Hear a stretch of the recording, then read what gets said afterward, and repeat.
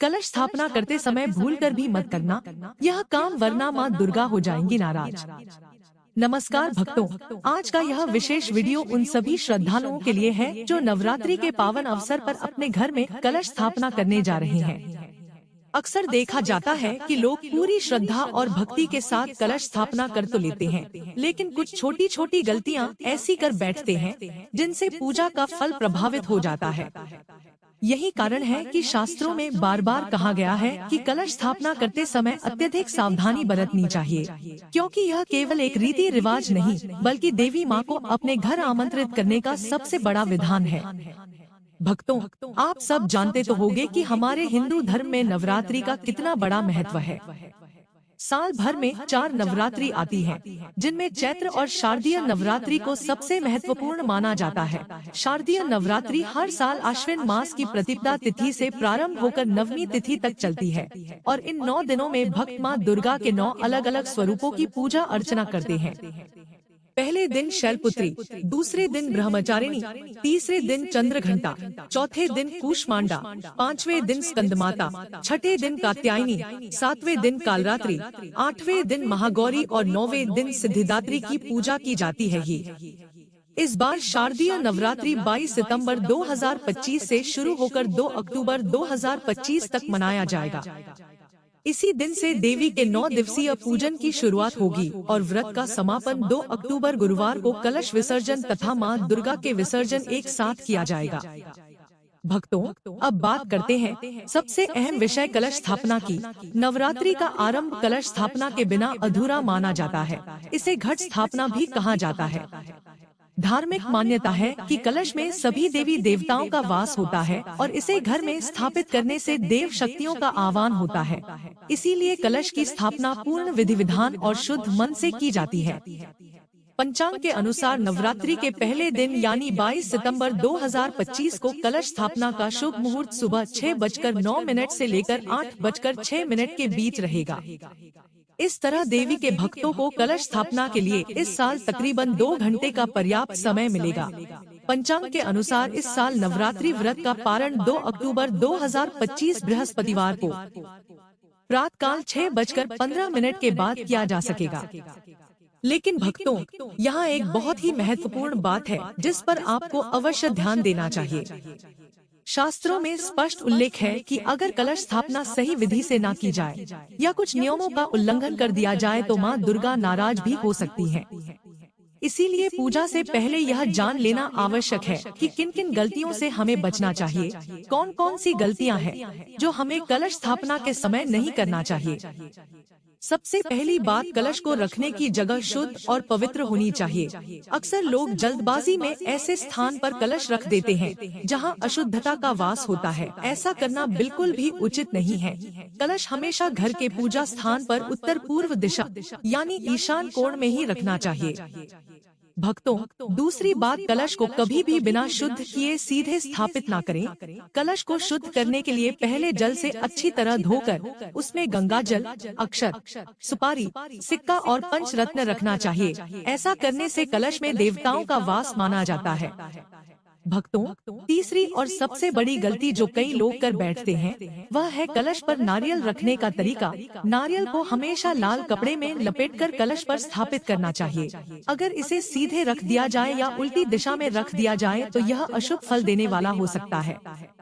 एक और महत्वपूर्ण नियम है कि कलश के चारों ओर जो जौ बोए जाते हैं, यह केवल परंपरा नहीं बल्कि एक प्रतीक है। जौ के अंकुरण से यह पता चलता है कि आपकी पूजा सही ढंग से स्वीकार हुई है या नहीं।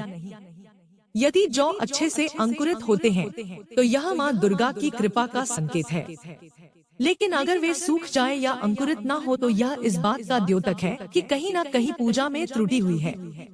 इसके अलावा ध्यान रहे कि कलश स्थापना करते समय व्यक्ति का मन पूर्ण रूप से पवित्र होना चाहिए। गुस्सा, ईर्ष्या, लालच या किसी भी नकारात्मक भावना के साथ की गई पूजा मां को प्रिय नहीं होती। यही कारण है कि शास्त्रों में कहा गया है, मन शुद्ध तो मूरत शुद्ध।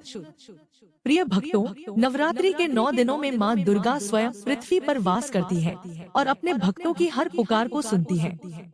इसीलिए इन दिनों में की गई पूजा अर्चना का फल जल्दी मिलता है। कलश स्थापना करके हम न केवल माँ को अपने घर आमंत्रित करते हैं, बल्कि उनके साथ समस्त देवी देवताओं का आशीर्वाद भी प्राप्त करते हैं। भक्तों, जरा सोचिए, घर के पूजा स्थल पर सुंदर कलश स्थापित है, उसके ऊपर लाल कपड़े में नारियल सजा है, चारों ओर जौ बोए गए हैं और वातावरण में मंत्रों की गूंज हो रही है, तो यह दृश्य केवल आंखों को ही नहीं, आत्मा को भी शांति और ऊर्जा से भर देता है। कलश स्थापना की विधि अत्यंत पवित्र मानी जाती है। नवरात्रि के समय घट स्थापना हमेशा शुभ मुहूर्त में ही करनी चाहिए, क्योंकि यह केवल एक परंपरा नहीं, बल्कि शक्ति की देवी माँ दुर्गा का आह्वान है। भक्तों, अगर गलत समय पर कलश स्थापना की जाती है तो देवी माँ रुष्ट भी हो सकती हैं और शुभ फल की जगह अशुभ परिणाम सामने आ सकते हैं, जिस कारण जीवन में बाधाएं और दुर्भाग्य आने लगते हैं। इसलिए कलश स्थापित करने से पहले उस स्थान को पूरी तरह स्वच्छ कर लेना चाहिए जहां आप कलश को रखेंगे। पहले उस जगह पर अच्छे से झाड़ू पोछा लगाकर गंगाजल का छिड़काव किया जाता है, ताकि वहां का वातावरण पवित्र हो सके। इसके बाद उत्तर पूर्व दिशा यानी ईशान कोण में कलश को स्थापित किया जाता है, क्योंकि यह जगह कलश स्थापना के लिए सर्वोत्तम माना गया है। पहले पूजा की चौकी पर लाल रंग का कपड़ा बिछाया जाता है और उस पर अक्षत से अष्टदल बनाया जाता है। फिर इसके ऊपर माँ दुर्गा की तस्वीर या प्रतिमा स्थापित की जाती है। कलश में गंगाजल मिलाकर जल भरा जाता है और उसमें सुपारी, सिक्का, रोली, हल्दी की गांठ, दूर्वा घास और पंचमेवा डाले जाते हैं। उसके बाद कलश में 5 आम के पत्ते सजाए जाते हैं और ऊपर से लाल कपड़े में लिपटा हुआ नारियल रखा जाता है। इस प्रकार कलश को पूर्ण रूप से स्थापित कर दिया जाता है। इसके साथ ही एक मिट्टी का पात्र लिया जाता है, जिसमें शुद्ध मिट्टी भरकर उसमें जौ के दाने बोए जाते हैं और इन पर हल्का जल छिड़काव करके उस पात्र को भी चौकी पर कलश के पास रख दिया जाता है।